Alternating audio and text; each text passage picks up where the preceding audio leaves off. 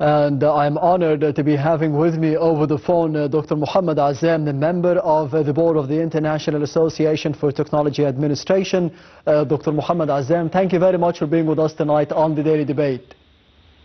Thank you so much, and always pleasure and honor being with you. Anytime, the pleasure is all mine. Of course, we are celebrating a special occasion in the history of Egypt, the June 30th revolution, as we celebrated it yesterday, the 11th anniversary. One of the gains, one of the achievements that we have had following the June 30th revolution is Hayat Karima, a decent life initiative. First, how did you see the celebration and the importance of the June 30th revolution in the history of Egypt and its gains and consequences, positive consequences? Thank you for this question. Actually, June 30th is one of the great historical days in the modern history of Egypt, actually, and through this revolution and what happened after that, we regained our Egypt again. And of course, Hayat Karima is, I think, is one of the consequences, of the great consequences of this great revolution. Today we have a very holistic, or one of the most holistic, inclusive initiatives that tackling so many issues that faced the Egyptian society and community, especially in the rural areas, for decades. And now we are, through this initiative, we are rebuilding such rural areas, modernizing this part of Egypt and helping the unprivileged societies to be empowered on the level of infrastructure, on the level of social inclusion, on the level of economic inclusion.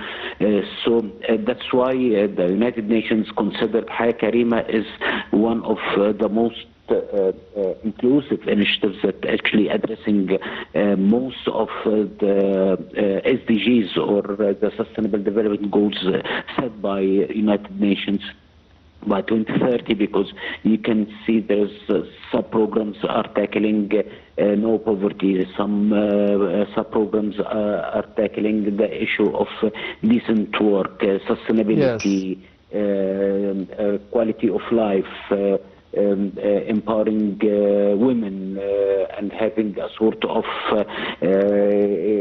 equality and actually fighting the inequality within the society, having better education system, having better ICT, even having better ICT infrastructure. Actually, fiber optics is becoming part of the fundamental infrastructure in areas, in rural areas supported by the initiative.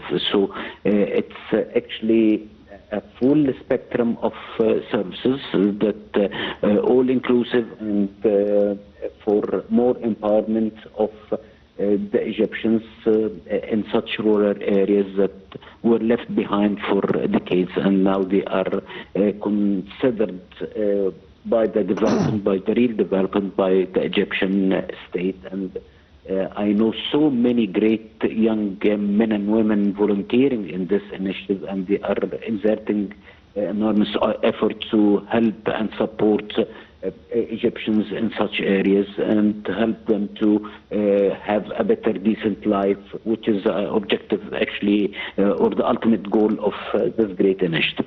Yes, speaking about the recent events that took place here in Egypt, we also saw under the auspices of President Abdel Fattah al-Sisi and the head of the European Commission, Ursula von der Leyen, the inauguration, or the conclusion as well, for Saturday and Sunday of the Egypt-European Union Investment Conference. How do you think this will be affecting, more specifically, as you mentioned, the rural areas, millions of Egyptians living in villages? How do you think the investment in the private sector could be leading to a better life or a decent life for them?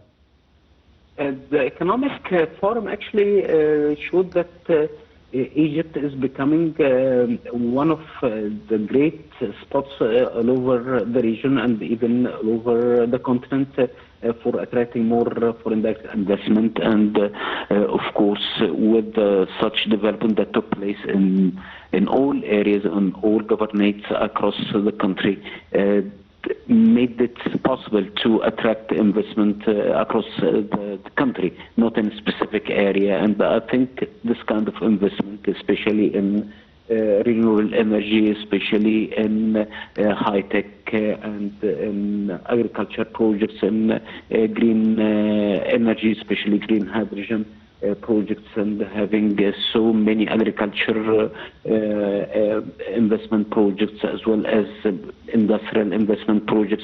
Of course, this will complement the efforts by the government of Egypt of having more sustainability, more sustainable development economically.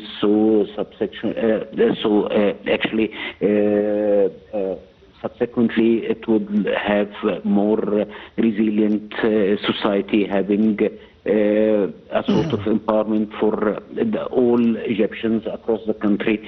So it's all connected actually, and all we see that all those are there and they are connected. And of course, this is part of the Egypt 2030 vision of having more sustainable economic social development that according to the norm of the 21st century, having the proper infrastructure, having the proper training and vocational training, having the proper labor force that is competent and competitive and equipped with the latest skills required by the job market and required by the investment community, either the domestic investment community or the international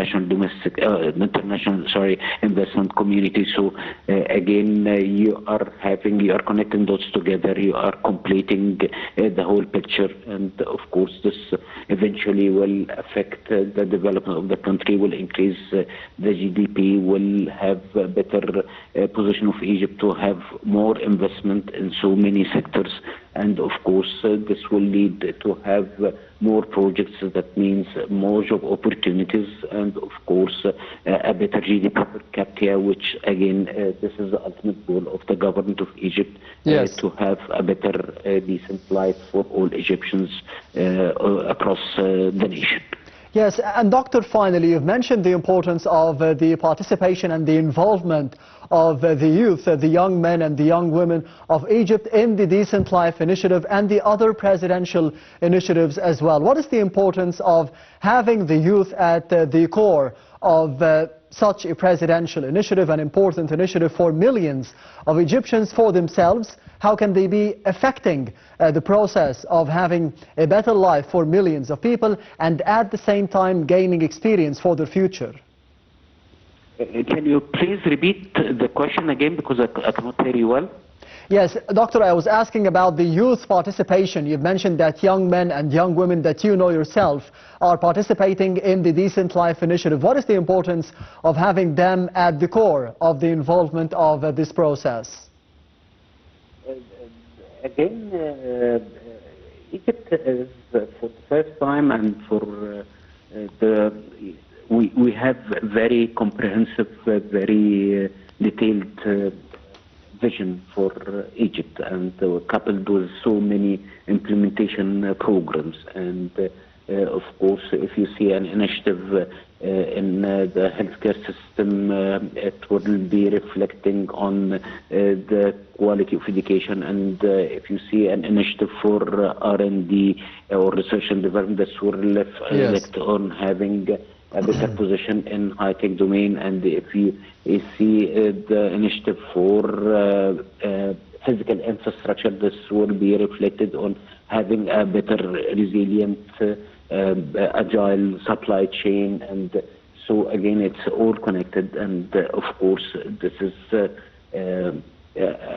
the first time actually in decades that we have this such connected holistic vision, coupled with real implementation plans and implementation mechanism on the ground for having a very competitive nation and even more resilient nation, because resilience is actually becoming one of the factors that we are working on as a country, especially after so many international crises, started with COVID-19, then followed by the Ukrainian crisis, and then followed by the crisis in Gaza.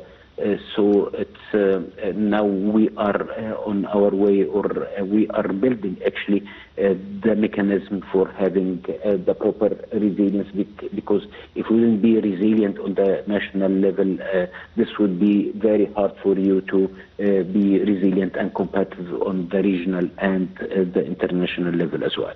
Yes, Dr. Mohamed Azzam, the member of the board of the International Association for Technology Administration. Thank you very much for being with us tonight on the Daily Debate over the phone. To the end of the Daily Debate for tonight. Thank you for watching and goodbye.